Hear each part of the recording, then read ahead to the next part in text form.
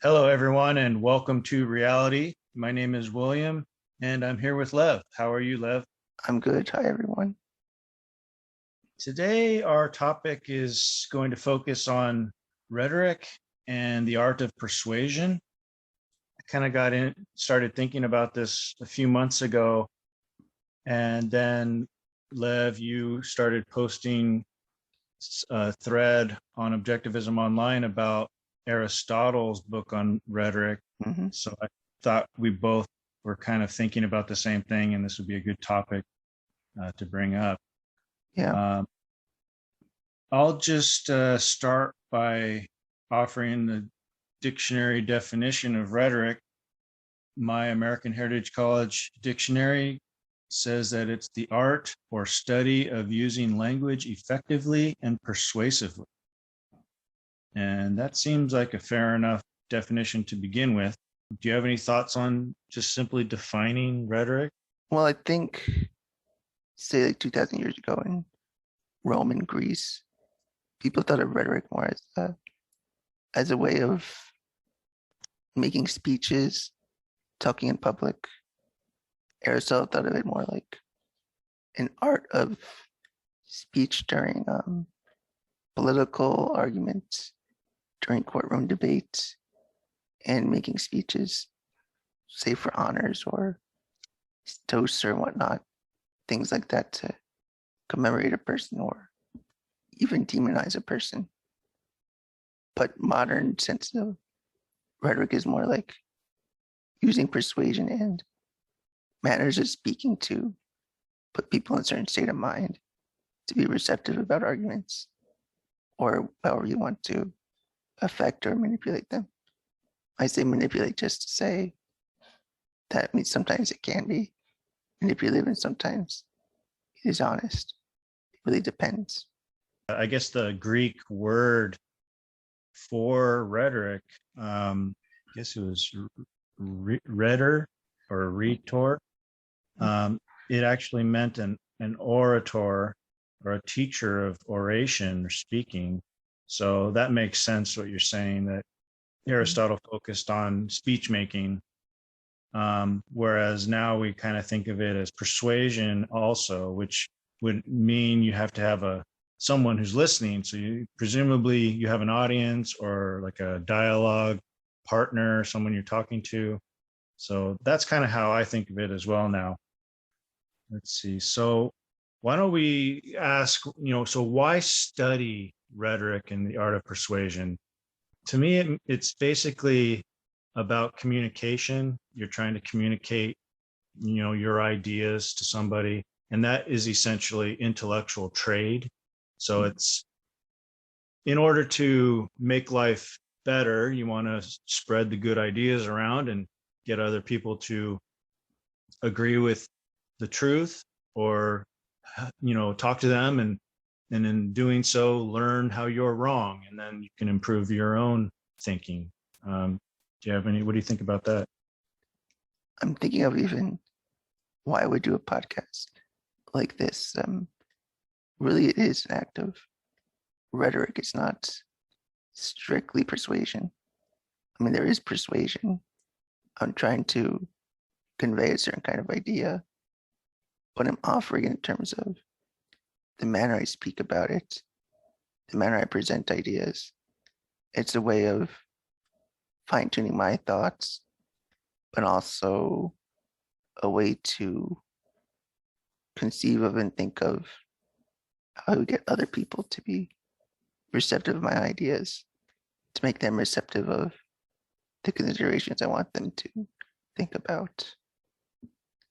Like rhetoric really is a way to, as you said, intellectual trade. I think that's a big part of it, but the reason it's useful, the reason it's important is the way it gets my mind to work and the way I get other values of mine to be shared and maybe share that intellectual development. Yeah, I think it comes from a recognition that we do live in a society and we have to live together. And so we kind of have to get along. And in order to do that, we have to agree on certain things. agree to be civil to one another, agree not to use force against one another, agree to trade voluntarily, things like this that make civilization possible. So you have to kind of start with civilized dialogue. So I think rhetoric is an attempt to lay down some principles on how to go about doing that, how to use words instead of fists to get what you want. Mm-hmm. And that ends up being better in the long run for your group because you're not killing each other. Mm-hmm. I've started thinking about rhetoric and persuasion as a kind of verbal battle. So you're trying to defend your position, but also attack the other one's position. But then I think at a more fundamental level, it's also about battle in that you're trying to gather like intelligence on your opponent. So that would be kind of a exploratory mode of rhetoric where you're inquiring about their position and trying to understand their position. And then there's also like the explication mode where you're trying to explain your view and make your position clear, and also understand their position and make their position clear in your own mind, and so that you both agree on what your positions are at the beginning. And then you can go into the disagreement or debate mode. Do you see any like logic in that? Yeah, but I would just add to it that rhetoric is more than the quality of argument or the form of the argument. There is a lot of emotion in it. That doesn't matter how great at logic you are, there's still emotion involved. People get upset, people get angry, people misinterpret, people get excited, people get annoyed. And how do you deal with that in your discussion? How do you make it so that you're thinking clearly, not just logically clearly, but you've got control over emotions or have the right control over them? Sometimes it's right to get emotional. Like if you're making an argument about politics, perhaps sometimes that extra emotion helps. It's useful to convince. Like if we're both angry about, say, China, then we'll both maybe be more receptive to arguments against China, for example. It's not just the argument that A leads to B, but you're thinking as an individual. That could be expressed in tone. Yes. Like you raise your tone or you inflame your vocabulary. Right. Yeah, but I think what we should always avoid, I think, is ad hominems, the fallacies. Mm-hmm. I'm not sure if there's a real place for those in effective rhetoric. I can't think of, maybe if you're dealing with completely ignorant people who only relate to fallacies and name calling and things like that, and it's a life and death situation for you or something, maybe then you would have to resort to that. Yeah.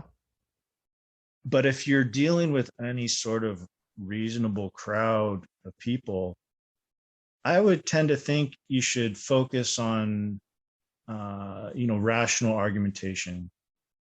Yeah. And more civilized persuasion, because even if there are the emotional base in the crowd, you probably don't want to attract them or appeal to them. You want to draw out the more rational ones and make friends with them. Yeah.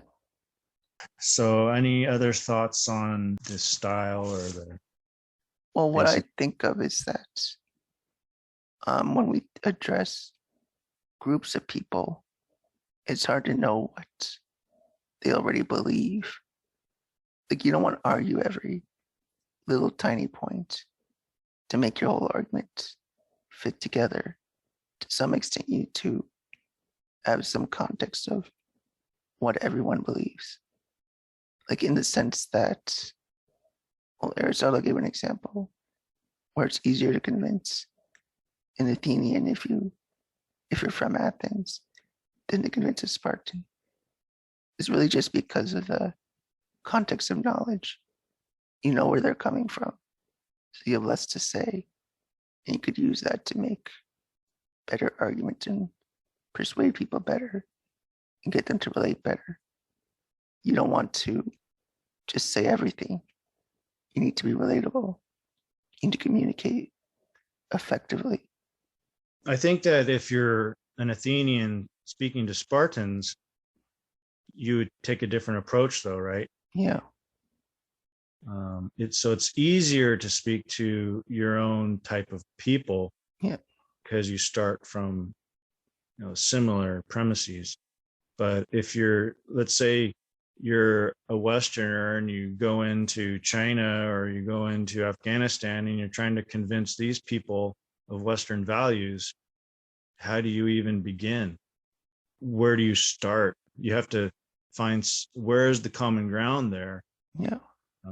You basically have to take it down to metaphysical and epistemological issues, because you don't even have a basic Cultural similarity. Cultural similarity helps a lot, but without that, it's difficult to have proper rhetoric. It's just very difficult. I think that's sort of the context a lot of objectivists are in, even in America or Western countries, because we have such a radical morality. It's really kind of a new look on the justification for capitalism based in egoism, and you don't find that a lot among Western thinkers. Yeah. So I find myself having to go to the metaphysical and epistemological level quite often. It usually ends up there somewhere. I don't even have that in common with most people I talk to. Yeah. It's either they have a vague grasp of the importance of objectivity and reason, or they reject it. Mm-hmm. They might use it, just to survive, because that's how you survive, is by believing what you see and doing what you know to be correct, common sense. But they haven't made it into a principle. So they generally choose some wacky theory over reality or something, as long as it doesn't harm them. What would you say about their emotional receptiveness? It's one thing to accept the arguments, but what about their emotional evaluation, their emotional reaction? Usually it's one of dismissiveness. I don't know what's going on in their brain. They usually don't have an obvious emotional reaction. It's more like they're stunned. Like, for example, if Mormons come up to my door and I tell them I'm an atheist, and then they just kind of go into their spiel that they've been taught to present to atheists, but nothing I say, really affects them, visibly.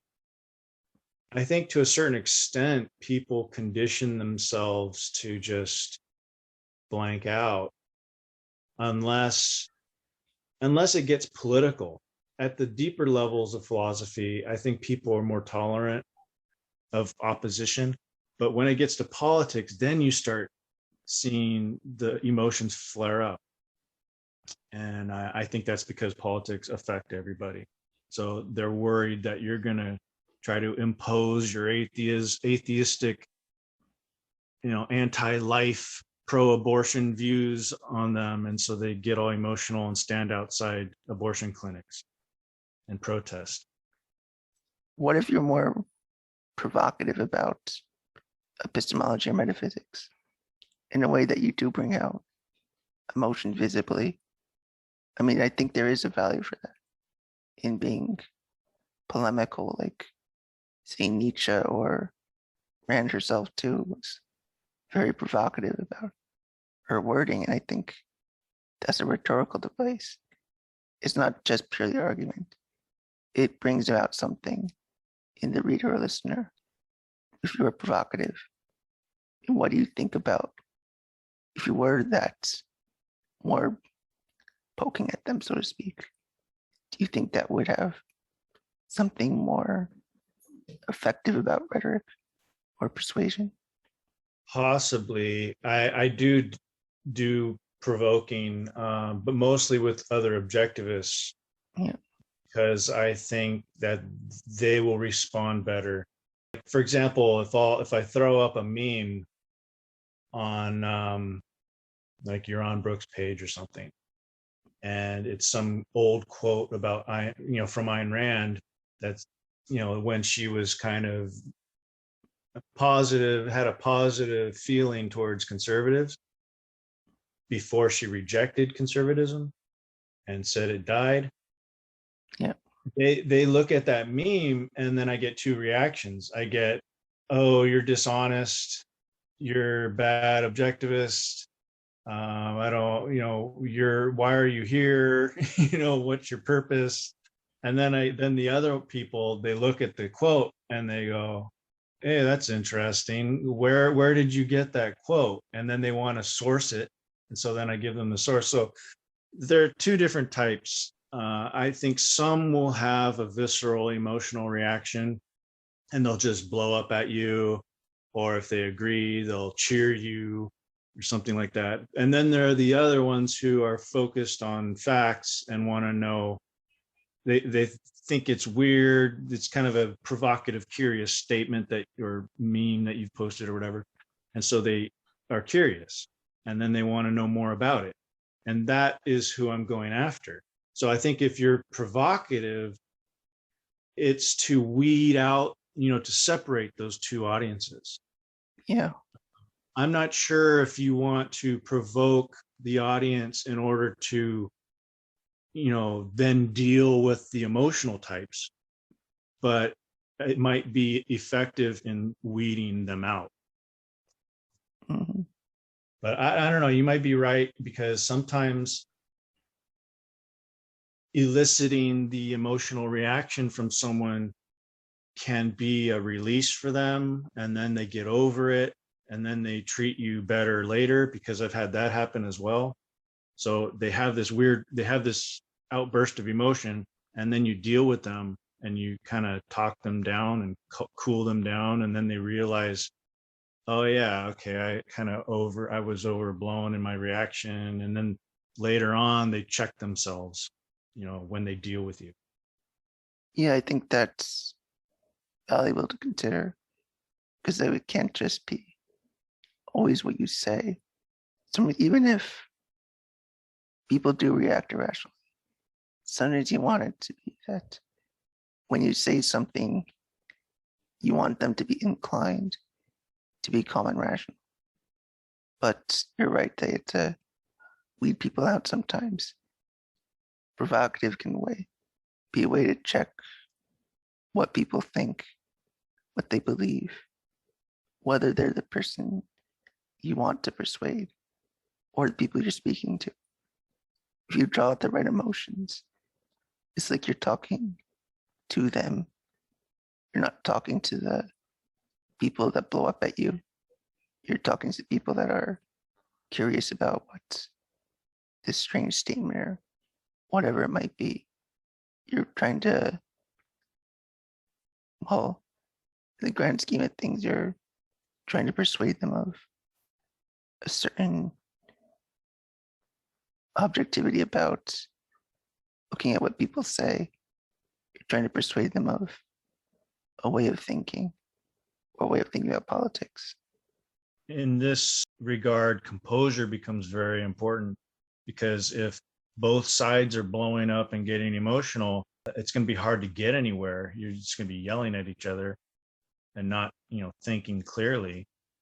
So one side has to have composure and be able to focus on moving the conversation forward or getting something productive done.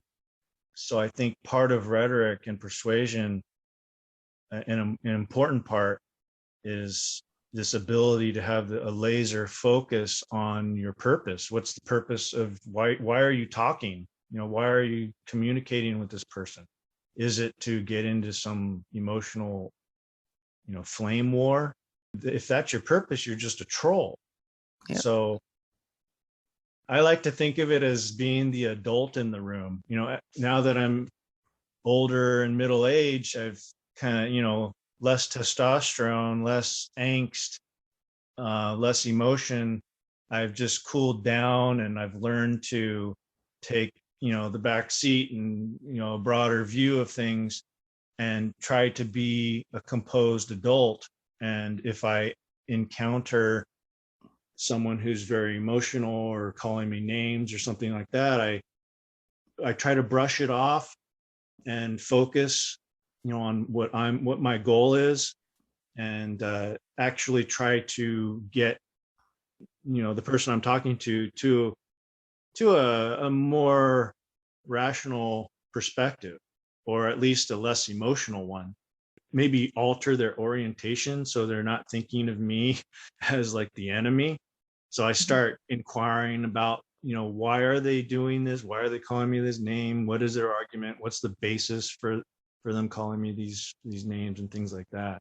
So so I've started to see composure as an important aspect to all of this. Yeah. Well, so you mentioned the things you use during rhetoric. At least to me, you're like drawing out premises, drawing out contradictions, or the stuff about the quality of arguments, or like dropping context, straw manning, steel manning. I mean, those sort of things are all valuable, like just really the logical or fallacies, really formal fallacies I'm thinking of. Yeah, But those are like an aspects, like narrow, yeah, detailed aspects of speaking. yeah, Yeah, so that's kind of all a broad basket of things that make up rhetoric. yeah. But rhetoric is relative to the listener. I mean, it depends on the way the other person thinks.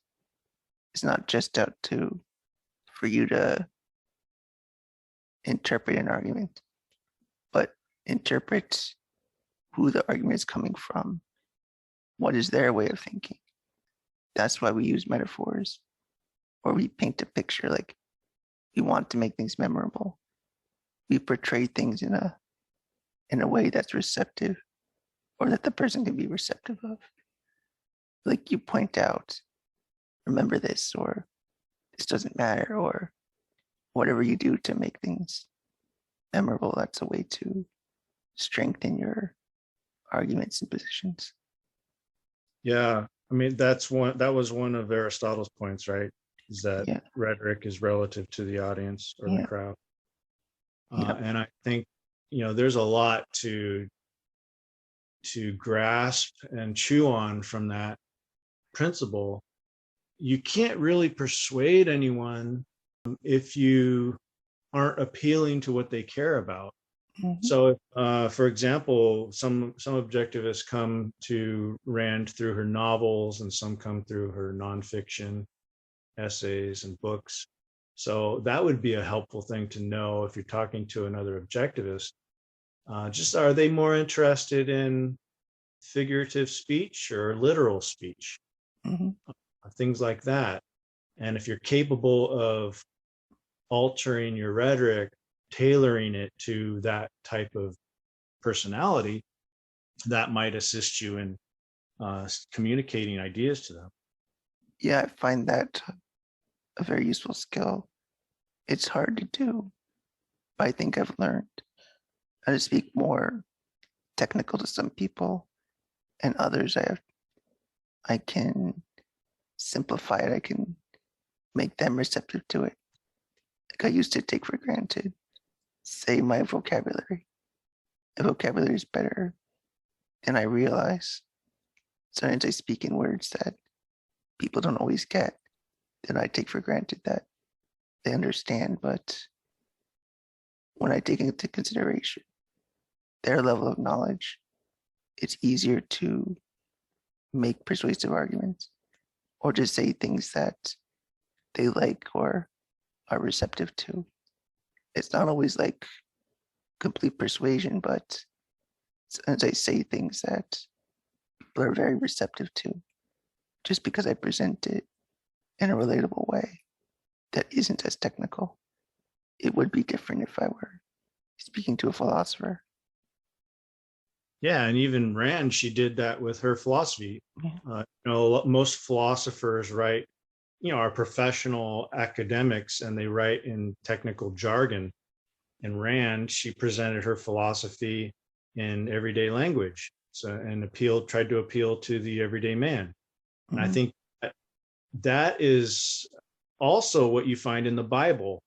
So they always make it more and more digestible for the common man. Now you've got basically standard English versions of the Bible. It's not even in a poetic form anymore. I think the greatest religions and philosophies tend to simplify the phrasing and the explanations and the stories, the narratives of that system of ideas. You could draw from that just the basic principle that we have of clear thinking and clear communication. Who are you trying to clarify something to? So if you have a complex idea and you see you're not getting a response from that person, then you might try a different tactic and break it down into simpler ideas so that you get to a point where you see the light in their eyes and they understand, and then they have something to say, something clicks. Sometimes it's just the way you say it. It's not even the words. Like I've noticed this, that changing the words doesn't always change the simplicity. Sometimes changing the words is just using less big vocabulary and making it so that it's something memorable, but not strange words that people have a hard time remembering. Like you got to put it in a form that fits in their head, the right shape. Yeah, you were talking about metaphors, and Yeah. a lot of people, they're very visual in their thinking. And so if you paint a picture of what you mean and you create a metaphor that's very symbolic, that might convey your meaning to them better than if you were to use technical philosophic jargon. And I think that's one of the strengths of the Bible, philosophies that incorporate or rely on stories a lot, because people respond to that. They love stories, Yeah. Hollywood is, a huge sensation because they tell great stories. Yeah. So I think that's very important. And I like to see objectivists writing stories, and I'm going to have to start focusing on that more because I kind of got away from reading fiction for a few years, but now I've gotten back into it. So I'm going to start focusing on that and maybe writing some of my own. Yeah. There's so much about rhetoric I think of. Like I do think about it quite a bit. I always think about the way I talk to people. But there's always the better you get at it, it can be very satisfying to see someone just agree with you because the way you said it is just so persuasive to them that they don't want to see it any other way. That's like they desire to know the way you know things. It's more than just you convince them, but you convince them that your way of thinking has something to it. Your emotions have something to it. You're not just a robot giving these formal arguments, that there's something behind it all. You hear the phrase, talk the talk and walk the walk. So if if you're spouting a philosophy and you don't have a whole like narrative or style to back it up, people can sense that. And they, like you say, you kind of seem like a robot just spouting words. But if you inject proper emotion and proper rhetoric and proper action along with your words or your message, people respond to that as well. And it's like it's a full package. You're a real person, and then they can emulate you, totally. Yeah. Yeah, I mean that's what heroes in fiction represent. But we also need heroes in real life. So it's very important to at least try to communicate in a powerful way with style and words that are appropriate to your audience. Also, there's the issue of visibility. I think I haven't really read up on Nathaniel Branden's view of visibility, but I know he talked about it in the realm of like romance, I guess, or friendship. Yeah. But I think it's a good concept to apply to communication just generally. For example, there are people I talk to who are very responsive to my questions, and you can tell that they listen and they want to engage, and so they respond and they give the best answer they can give. Then there are other people who don't even seem to be aware that I asked them a question, and they just ramble on and rant about whatever they were ranting about when I'm stuck in something they said 5 minutes ago. I didn't understand something they said 5 minutes ago, and they've moved on, and so now I'm lost. So I think visibility is important when you're having a dialogue. You need to show that you're listening, and you do that by responding to another person's questions or points. Yeah, that's important. Active listening. Well, before we close it out here, let me just give you my attempt at a perhaps a unique definition. It's based on the old definition, but I think I've added a little bit to it for rhetoric. So rhetoric is the use of language for the purpose of causing a listener to react in a desired manner.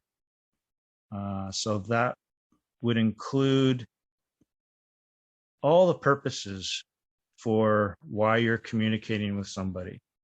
It could relate to just speech making.